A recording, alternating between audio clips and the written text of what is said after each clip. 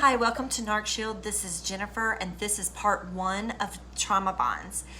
I've tried to do this video several times, so I'm going to try to do it again, and I might have to shorten it up. And it's really important, and I will be talking about trauma bonds throughout this channel constantly because it is the way that the narcissistic person bonds you to them. And it is a chemical process that happens within you, and you will mistake it for love. And I know that's hard to understand, and so I'm going to try my best to explain this to you. It feels like you will die without this person. It hurts. It is something that is really chemically happening within your body. So when someone is saying to you, just get over it, it does feel like they're re-victimizing you because you know that you can't. It is an addiction. It is an addiction to a person. It is an addiction to a process. It is chaotic, and you become addicted to that. And if you have been raised where you have been conditioned to this, you may have been in several, if not more, narcissistic relationships. Hopefully this would have been your first one, and you will be able to heal and move on. And if not, and you have been going through it for a really long time, now you know, and you will be able to heal and move on. And I'm sorry to say some of the things that I'm going to say. It could be triggering. It is very heartbreaking, but I want you to know that I do understand, and I have been in your shoes. So when you are with a narcissistic person, everything's going to be fast and furious. It's going to feel like you've never met anybody like this before in your life. It feels like you're in heaven. It is magical. You have met your soulmate. It is wonderful. They understand you. They resonate with everything that you resonate with. It's as if you are looking at yourself in the mirror, and you basically are, but you're looking at them, and they are mirroring back to you and what you want and what you are looking for. And they know that, and so that's what they're going to give you, but it's an illusion. And unfortunately, when you're trauma bonded to someone like this and things start going haywire, you're always searching back for the golden period, which is what H.G. Tudor coined as the idealization phase or the love bombing phase. You will always be reaching back to that person that you first met, because to you, that's who they are. And you'll say things like, I just want the person I fell in love with back. I just want the good times back. I just want things to be the way they used to be. But that was fake. And I know that's hard to understand. I don't care who's watching this right now. It is hard to understand, but it was an illusion. And so when you're trauma bonded, it is like you are a prisoner and the abuser's coming in, and let's just say they don't give you food. They come in and you're hungry. You've been sitting there for 2 days and you haven't eaten. They come in, they don't give you food. Maybe they gave you water. And then they come back the next day and they give you food, and you're starving. So you are willing to take that food because at this point you're really hungry and you need that food to survive. So you take the food and you eat it whatever it is, you'll just take it. And then the abuser is gone for 2 more days and you're starving, and they come back with food again and you're like, oh my gosh, and you eat the food. And then they leave and they're gone for 3 days and you are so hungry. And when they come back, you will do anything. Just please, I'm hungry. And you eat the food, whatever it is that they give you. And you bond to them because you need them to help take care of you. Even though they're abusing you, your mind knows that to survive, you need something from this abuser. So you may do anything just to keep this person feeding you and taking care of you. It is the same thing that's happening to you in a narcissistic relationship. It is emotional abuse. It is mind manipulation. And so what is happening is they give you love and they give you everything you've ever wanted in one big scoop. And then they start taking it away from you.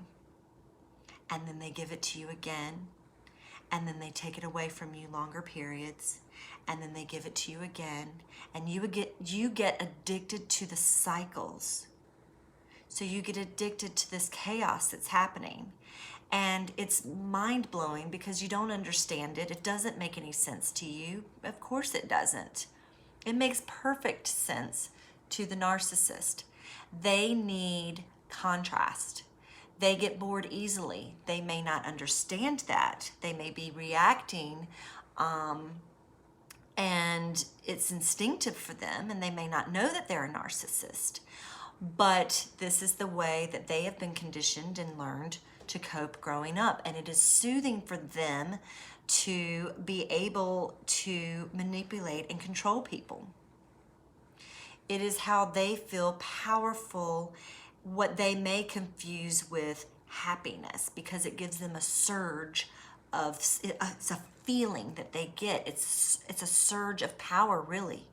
And this control feeling, so they don't feel like they're out of control. They feel like they're in control of everything that's happening and going on in their life. And they feel powerful when these things are happening, whether it's good or bad. So you could be yelling at, crying, yelling, why are you doing this to me? Why is this happening? And they're liking it because they know that they are controlling your emotions. You can be saying, I love you, and you are the most wonderful person in the world, and they feel wonderful and powerful, and they feel they have power and control of you because they have you thinking that they're the most wonderful thing on the earth.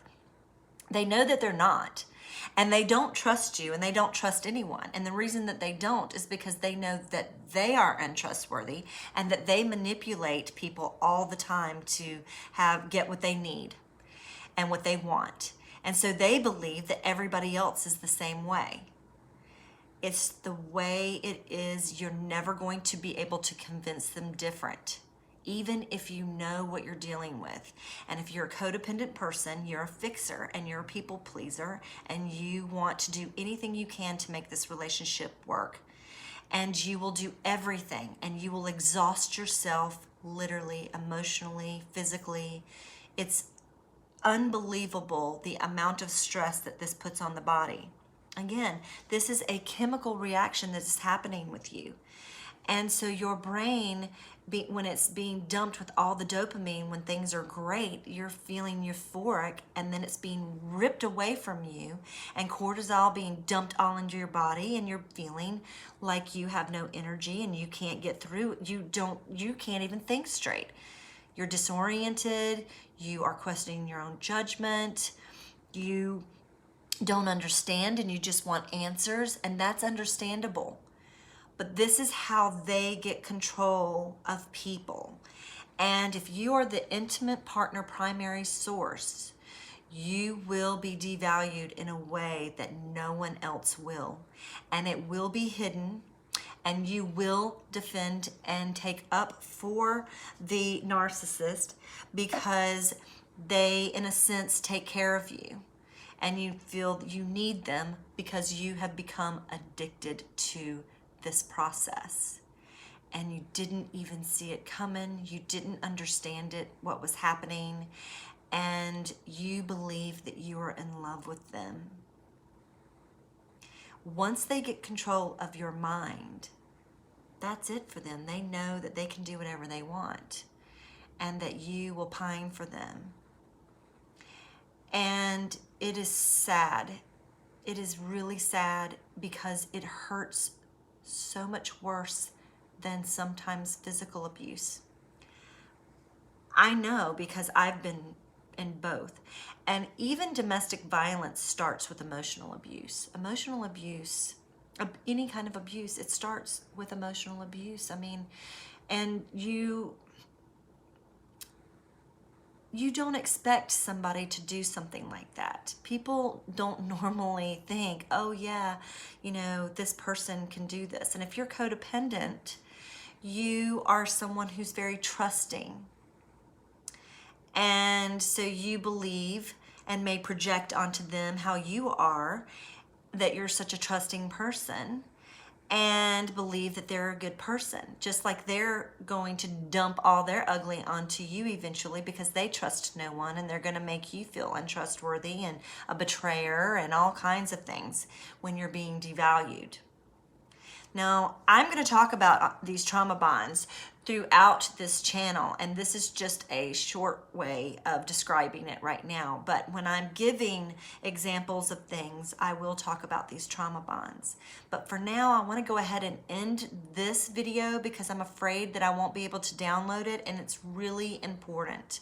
It's so important that you understand trauma bonds, and you can find all kinds of information on Google if you want to learn more about this process that takes place when you are entangled with someone like this. I'm sorry to tell you that they don't love you. They never did love you. They don't know love. Narcissistic personality disordered people do not know love. They think they do in the beginning because they do feel infatuation. They do get that euphoric feeling. And they do believe that you are going to be someone who is going to be the person that fixes everything. They believe that, but they put you on such a pedestal and you have such a far drop, don't you? And you can never get back to that place that you want to get. You want so desperately, I know, to get back to those beautiful moments that you had. But you're not going to be able to do that. And I'm so sorry that I have to tell you that. But I have to. I would be lying to you if I told you that you could have that again. You're not going to get it back. It never comes back again.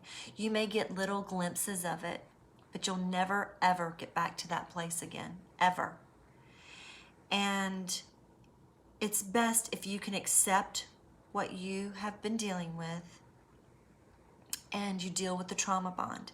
And the only way to deal with a trauma bond is to go no contact.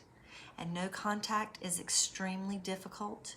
It's very difficult, and I will do a separate video on no contact. So if you're watching this video, please look for the one that says no contact and watch that video so that it can help you get to the other side. My heart goes out to you. I know how painful this is. I am a victim of this, and it makes me want to cry. And it's very triggering to hear these things. But someone needs to tell you the truth, and there's many of us that have been through it that will tell you these things. And I don't want to hurt you, and I know that it is painful and it does hurt to hear it, but I promise you, you will get better. You won't be a victim anymore. You will be a survivor. You will survive this. I know how bad it hurts, and I know it feels like you will not survive it.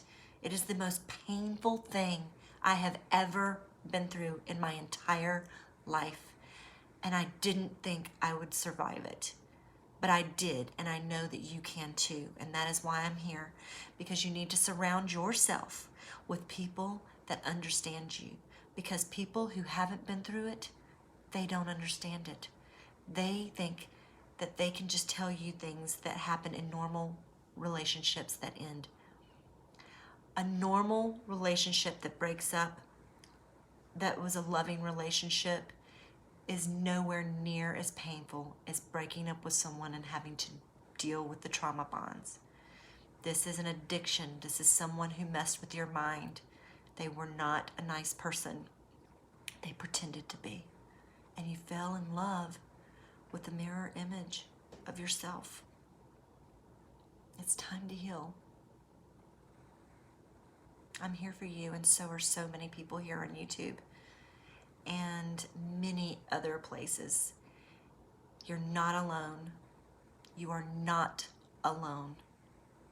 Until next time, this is Jennifer.